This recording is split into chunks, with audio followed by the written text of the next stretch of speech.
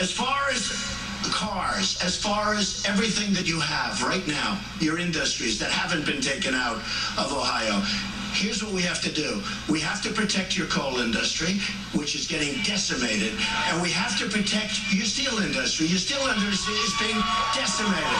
It's being decimated. Now, your governor is in favor of the Trans-Pacific Partnership, which is a disaster. By the way, I'm telling you, it's a disaster, and I was so strong in the debate on it, and I think, did I do well in that debate? You know, I actually like debating the other way better. But they all came to me, they said, even my daughter Ivanka, Dad, you're the smartest one up there, but you have to act presidential.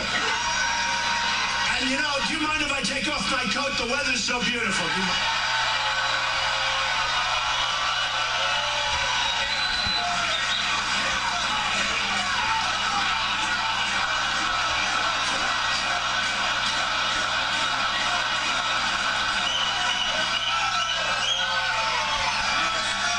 So Ivanka said, Dad, you have to act presidential. You're doing so well. But don't fall for it. When they attack you, don't fall for it. Just stand. And I said to myself, well, here's the problem. You have little Marco saying all sorts of things, which weren't true, by the way. Weren't true. But they're not as big as Nick, I can tell you that. There's another protester being walked out. In fact, I was getting ready to grab him. When he was choking like a dog, I was getting ready to take that hand and hold him up because I thought he was going down, I'll tell you, with Chris Christie, who endorsed me, by the way. And Ben Carson yesterday endorsed me.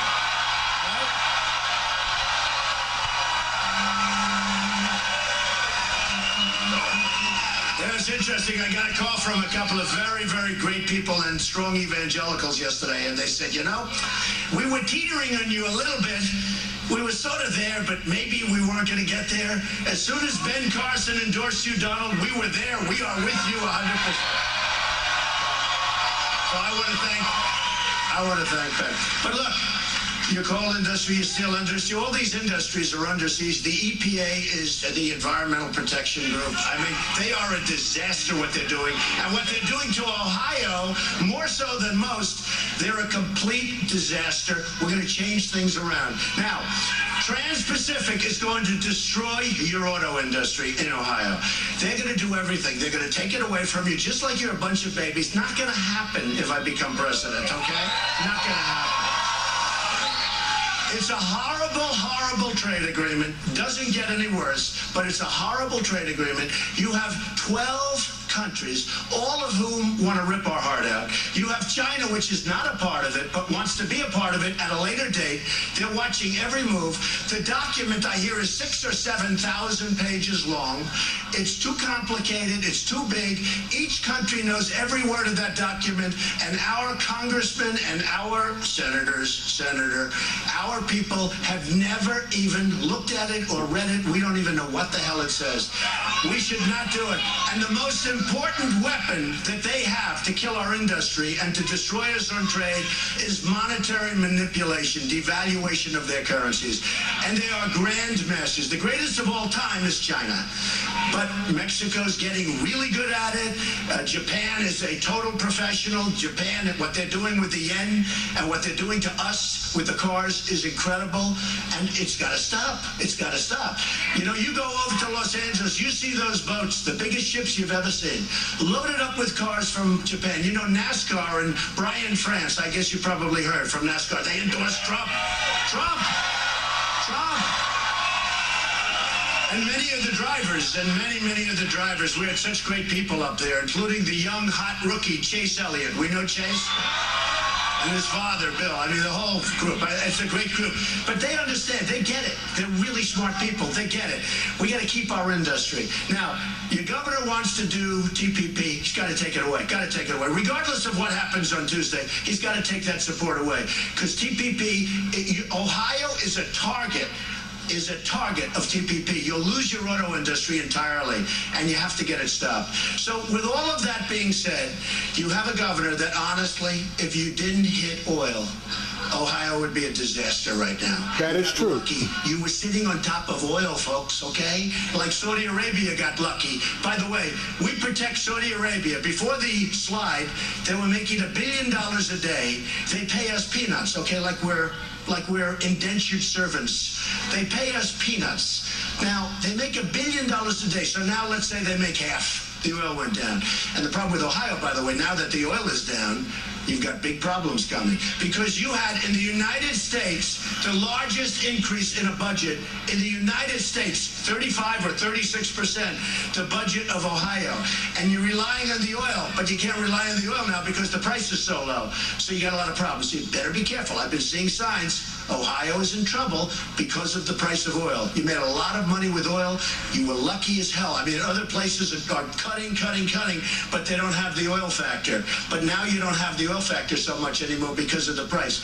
Saudi Arabia, if you look at all of these countries, nothing richer, nobody richer relatively than Saudi Arabia. So they make $1 billion a day. Every time there's a threat to Saudi Arabia, we turn on the ships, send over the planes. It costs you $1 million just to turn a button on some of these ships, right? To turn on the battleships, being let's start the engines, let's check them, boom, $1 million down the drain, okay? Look, we spend billions of dollars protecting wealthy countries, and we're not a wealthy country. We owe $19 trillion. Our country is weak. Our country is soft. We have leadership that's pathetic, and it's got to change, folks. It's got to change. It's got to change. You know, you've probably seen, this whole thing of torture. I don't want torture. I don't like torture. Nobody wants torture. But we're dealing with people that are animals. We're dealing with people in the Middle East that chop off heads, that drown 50 people at a time in steel cages, heavy steel cages, and they drop them in the water, usually ocean, wherever they can find, and they drop them in the water, and they hold them for 1 hour, and then they pull them back up all dead, and then they put another 50 in. We're dealing with animals. And then the question was asked, and it was a tough ask. They went to Ted Cruz, who was on my left. By the way, I've been on the center of every debate from the very beginning. Does that okay? And I never did this before. I never debated before. I do get credit. They say, one of the wise guys back there said, and actually I liked him that day. He said, the amazing thing about Trump? He's not a politician. He's only done this for 8 months, and he's killing everybody. I like that. I don't know. I like that because I still believe in competence over experience, okay? And yet I have great experience. But here's the thing. I've been dealing on the other side of the equation for a long time. Nobody knows politicians better than I do. Nobody knows about all of the things like PACs, which, by the way, are a disaster, but like PACs and funding. I hate to say this, I was like sort of very, very establishment 9 months ago.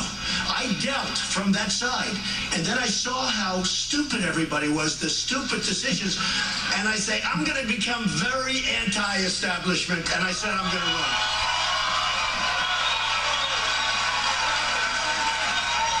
And the establishment said, hey, Jim, do you believe this? Trump is running. This is bad. He's self-funding his campaign. He doesn't want our money. We're not going to be able to control him. We've got to fight him. We've got to fight him. Because I know what has to be done. But just to finish on torture, okay? I love hopping around. Some people said it's like a great chess game where you go from bing to, you go here, but you never forget. You never forget. So we were at torture, and I want to just tell you. So they asked Ted Cruz a question on waterboarding. Now here are people that are like medieval times. I haven't heard about chopping. You had James Foley, and that was the beginning, right? A wonderful young man. You had so many wonderful people. A lot of Christians, but Christians, everybody. Anybody gets in their way, boom, chop off the head. So you got to stop that. You got to stop it. We can't allow that. We can't allow that. We can't allow that. In our world, we cannot allow that. We shouldn't have gone there, but you know what? Now we got to stop it, okay? And now we got to go in. We got to knock the hell out of them. But they asked Ted Cruz, who was right here on my left, and he's a nice guy, except he lies so much. They said,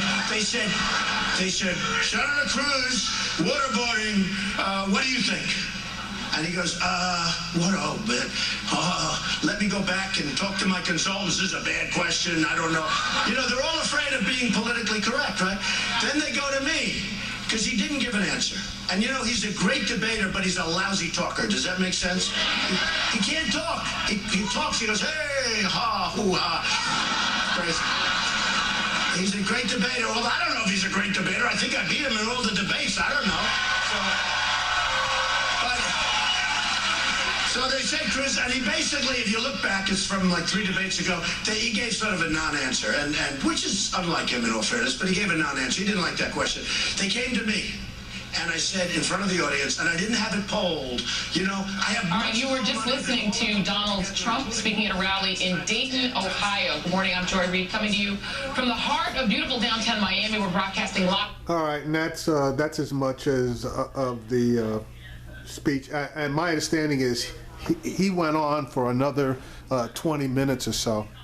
So, you know, this guy, and I am so dead serious. You know, one, he glossed over and he misrepresented so many things, specifically including his rally last night that got shut down. But you know, Trump, one thing about him, he's a master marketer. He knows his audience, and he plays to his audience.